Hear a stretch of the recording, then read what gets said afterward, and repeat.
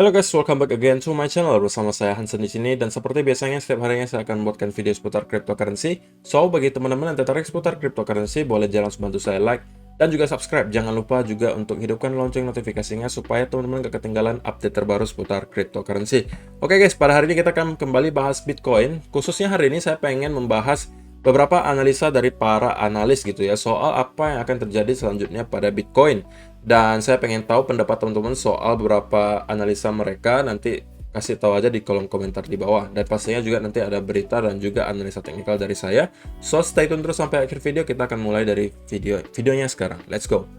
Seperti biasa guys, kita akan mulai dari coin market cap terlebih dahulu. Kita refresh sebentar. Pada hari ini secara global market cap crypto itu di angka 2,3 triliun dolar atau turun sekitar 0,73%. Bitcoin sendiri di angka 56.700-an, naik 0,46. Dan sepertinya dari top 10 hanya Bitcoin aja yang masih warna hijau gitu ya. Sisanya altcoin masih kesulitan untuk recover.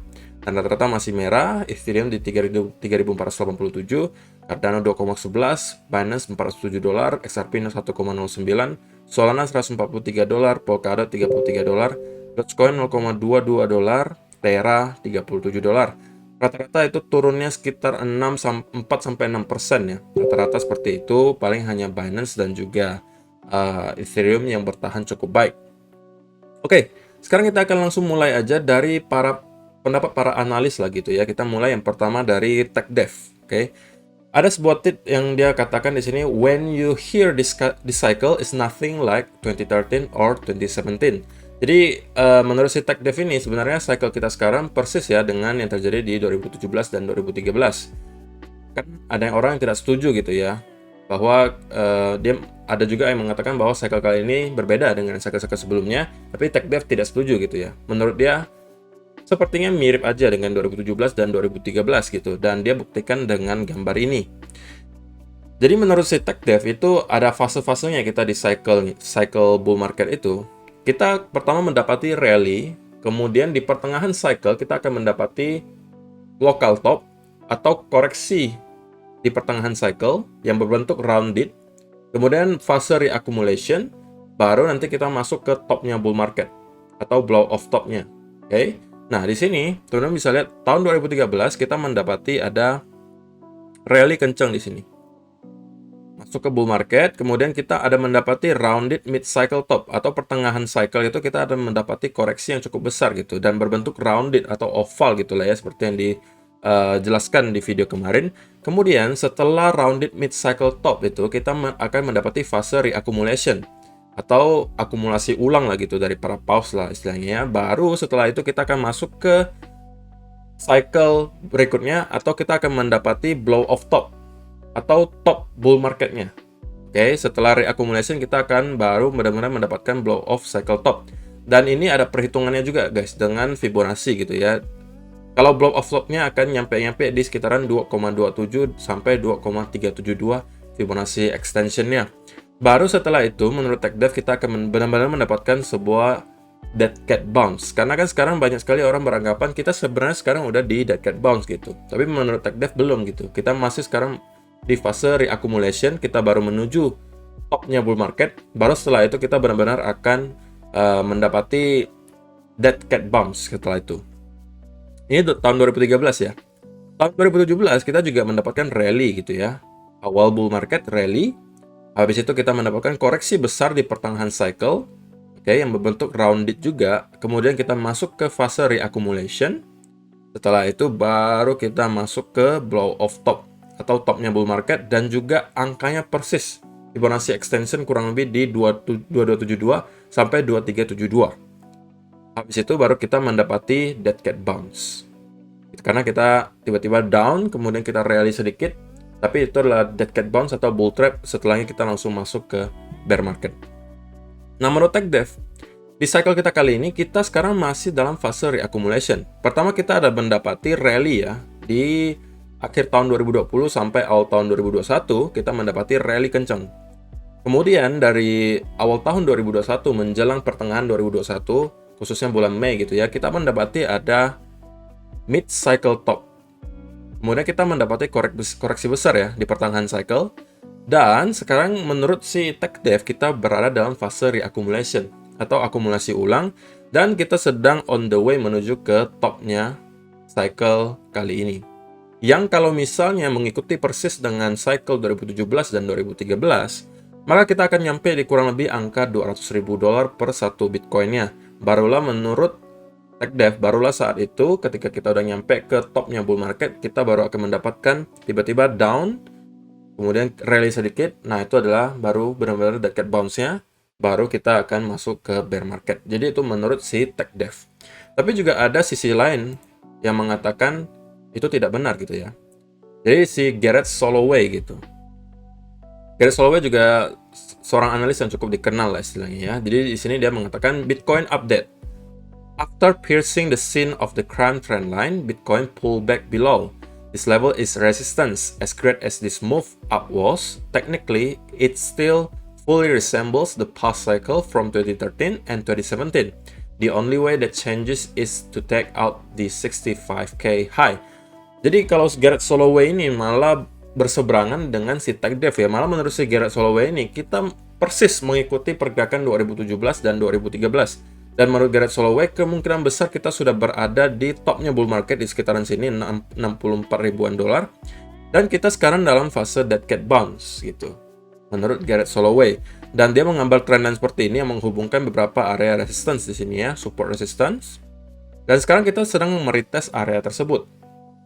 Dan menurut Garrett Soloway, satu-satunya hal yang bisa membuat pattern ini tidak valid lagi, atau dia akan menganggap kita tidak lagi di dead cat bounce, adalah jika kita sudah break dari 65.000. Baru dia bisa mengatakan, oh rupanya kita tidak sama dengan cycle sebelumnya, dan rupanya cycle kali ini berbeda gitu ya. Jadi Garrett Soloway mengatakan kita sekarang malah dalam fase dead cat bounce. Kalau TechDev mengatakan belum, kita masih dalam fase reaccumulation dan kita baru sedang akan menuju ke topnya bull market. Nah, kalau menurut teman-teman, yang mana ini yang benar nih? Apakah kalian setuju dengan yang TechDev bahwa kita masih setengah jalan? Ataukah dengan yang Garrett Soloway yang mengatakan kita sebenarnya sekarang udah dalam fase dead cat bounce gitu? Dan satu-satunya hal yang bisa mengubah itu kalau kita sudah break dari all time high sebelumnya yang berada di 64.000. Namun teman-teman jangan khawatir, ada satu lagi analis dan ini dibuatkan artikel di Cointelegraph gitu ya. Bitcoin 100k price target returns as Bitcoin price breakout of bull pennant.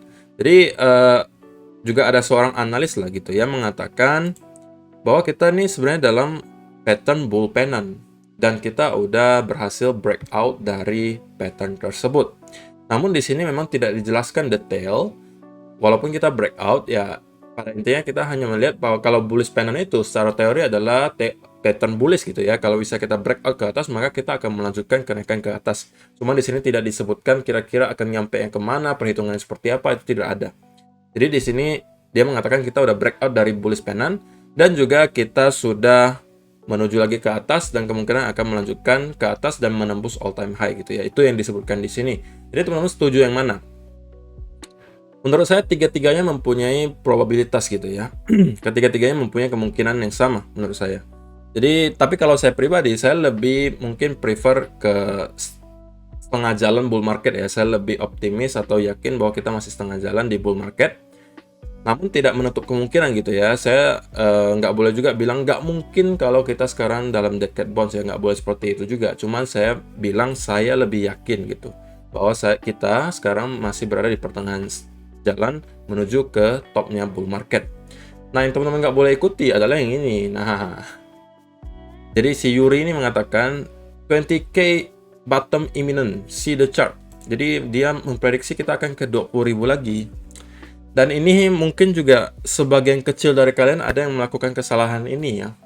Chart kalian mungkin kurang lebih mirip bentuknya dengan seperti ini. Dan perlu saya ingatkan ke teman-teman bahwa sebenarnya kalau technical analysis itu nggak usah terlalu diribetin gitu guys. Jangan kalian mempunyai persepsi bahwa semakin banyak indikator, semakin banyak garisnya, semakin banyak datanya, itu kalian akan semakin yakin dengan analisa kalian. Kadang-kadang kalau sampai kalian terlalu banyak indikator dan juga data yang ada di chart kalian, maka kalian bisa-bisa malah jadi semakin bingung gitu. Karena kenapa? Kadang-kadang satu indikator dengan indikator lain itu bisa mengatakan hal yang berbeda gitu. indikator A bisa mengatakan bullish, indikator B bisa jadi mengatakan bearish gitu. Jadi kalian harus riset sendiri kira-kira teknik analisa mana yang bisa kalian pakai, yang simple untuk dimengerti, yang bisa kalian ikuti secara disiplin gitu. Bukan caranya dengan seperti ini ya guys. Jadi ini contoh yang salah, what not to do lah gitu ya. Kemudian ini juga adalah berita yang cukup menarik ya dari Will Clemente. Next 2 weeks should be interesting. Jadi 2 minggu ke depan kayaknya kita akan mendapati 2 minggu yang cukup menarik. Kenapa menarik? Nah, karena di sini akan ada deadline untuk keputusan Bitcoin ETF. Tanggal 18 Oktober nanti ada ProShare Bitcoin Strategy ETF. Jadi approval date-nya itu tanggal 18 Oktober. Kemungkinan ya ini guys ya. Ini semua adalah asumsi masih ya. Karena belum tentu diterima gitu ya. Tapi kalau misalnya anggapannya diterima gitu, maka 18 Oktober itu jadwalnya ProShare Bitcoin Strategy ETF. 19 Oktober ada lagi Invesco Bitcoin Strategy ETF. Oktober 25 ada FunEgg Bitcoin Strategy ETF. Oktober 25 ada 2, FunEgg dan Valkyrie. Kemudian November 1st itu ada Galaxy Bitcoin Strategy ETF. Dan mereka ada ngasih kayaknya probabilitasnya lah gitu ya. Kira-kira apakah akan di-approve atau tidak gitu. Atau BI odds of getting approved first. Jadi yang mana kira-kira akan di-approve duluan gitu ya. Jadi kalau ProShare ini 2:1 kemungkinannya. Invesco 9:1, FunEgg 20:1, Valkyrie 5:1, Galaxy Bitcoin Strategy ETF 50:1. Jadi kalau kalian kira-kira kalian setuju nggak gitu guys? Kalau misalnya bulan Oktober ini kita kemungkinan akan mendapati adanya approval dari salah satu ETF ini. Yang kalau misalnya kita mendapatkan approval ETF yang berbasis Bitcoin gitu ya, itu efeknya bakalan besar banget sih guys. Efeknya bakalan besar banget gitu ya. Oke, jadi itu adalah beberapa data dan juga analisa dari para analis. Sekarang kita akan update lah sekilas ya dari saya, karena sebenarnya guys ini belum jauh berbeda dengan analisa saya kemarin. Saya udah bilang ke teman-teman bahwa kita bermain di ascending channel ini. Nah, kalau sampai kita mampu break dari sini, maka kemungkinan kita akan retest ke area resisten berikutnya yang merupakan area 57 sampai 58.000 dolar. Dan terlihat kita tadi itu sempat reject dari area tersebut dan kita kembali meretest area trendline dari ascending channel ini. Oke. Jadi selama kita mampu bertahan di atas trendline di sini, oke, dan juga area di sini, karena area di sini sangat penting nih guys.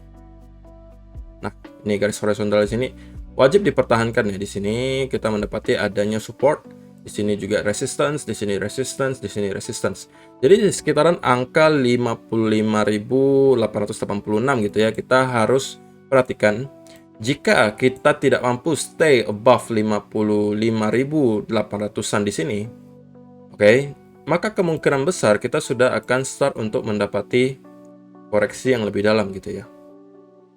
So far saya ngelihat bahwa price actionnya masih belum terlalu meyakinkan untuk kita mendapati correction besar, karena masih termasuk corrective move ya. Kita masih ada mendapati, kalau misalnya teman-teman lihat di 15 minute chart, ini kita ada mendapati impulsive move, correction, kemudian impulsive move. Sekarang kita dalam tahap correction. Nah, kalau kita sampai mampu break dari sini, oke, maka kemungkinan besar kita akan kembali nge-retest at least area 53.000 atau worst case scenario-nya itu sekitar 50-an ribu. Oke, yang kita pengen sebenarnya adalah ya memang correction lah gitu ya guys, sebelum kita naik sampai terlalu jauh tanpa ada koreksi yang cukup gitu ya. Walaupun teman-teman mungkin bisa argue atau bisa debat bahwa ini kan harusnya udah cukup nih kok, ya kan? Udah cukup lumayan lama juga correctionnya gitu kan. Ya oke sih, bisa jadi gitu guys. Kalau misalnya kita mendapati breakout yang bersih ke sini, kemudian kita konsolidasi di sini, bisa jadi gitu kan. Karena namanya koreksi ya memang tidak harus selalu koreksi dalam ke bawah gitu ya guys ya. Bisa jadi kita akan mendapati konsolidasi yang cukup panjang, baru setelah itu kita akan mendapati rally berikutnya gitu ya. Kalau misalnya memang momentumnya kuat banget dan kita sellernya dikit banget, ya bisa jadi kita hanya akan mendapati konsolidasi atau sideways panjang di sini, sebelum pada akhirnya kita akan rally lagi ke atas, karena teman-teman perlu ingat di sini di 4 hour atau bahkan 1 hour chart itu ya kita memang udah start untuk printing some bearish divergence gitu ya. Oke, di sini. Dari sini malah teman-teman bisa lihat kalau indikator MACD udah menunjukkan bearish divergence dari sini gitu. Dari ketika kita masih berada di sini, kita mendapatkan higher high, kemudian higher high lagi, tapi ini terus membuat high gitu ya. Jadi ya itu secara indikator gitu ya guys ya. Jadi kita masih harus tetap agak waspada gitu ya.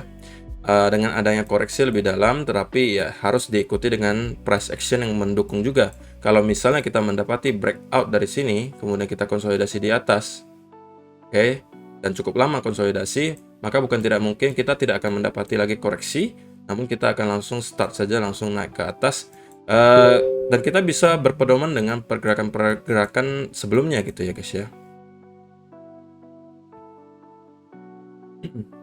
Nah, seperti ini kita bisa ngelihat bahwa di sini kita udah mendapati ada bearish divergence gitu guys. Ketika kita membuat higher high, higher high, higher high, higher high gitu kan. Dan di sini membuat lower high. Kita ada terus mendapati bearish divergence, tapi belum tentu itu valid gitu guys. Karena bisa-bisa tiba-tiba kita akan mendapati rally kenceng seperti ini dan bearish divergence-nya tidak lagi valid gitu. Oke. Jadi itu teman-teman perlu keep in mind. Jadi usahakan jangan hanya mengandalkan indikator, tapi price action-nya juga harus dilihat gitu ya guys ya. Kalau price action-nya tidak mendukung, kalau memang momentum bearish-nya tidak kelihatan terlalu deras, ya kita akan agak sulit juga kalau misalnya pengen berharap Bitcoin koreksi dalam banget gitu ya. Karena koreksi kita di sini sebenarnya udah cukup lama gitu ya. Berbulan-bulan kita terkoreksi di sini, dan sekarang kita baru break dari trend line yang cukup penting. Maka bukan tidak mungkin juga kita tidak akan mendapati lagi koreksi dalam, dan kita hanya akan sekedar konsolidasi, baru kita akan kembali menunjukkan rally ke atas. Oke, gitu aja untuk hari ini guys. Semoga bermanfaat untuk kalian video hari ini. Dan kalau misalnya kalian mendapatkan manfaat di video kali ini, mohon bantuan like dan share-nya. Terima kasih yang sudah bantu like, dan kita akan bertemu lagi di video yang berikutnya. Bye-bye.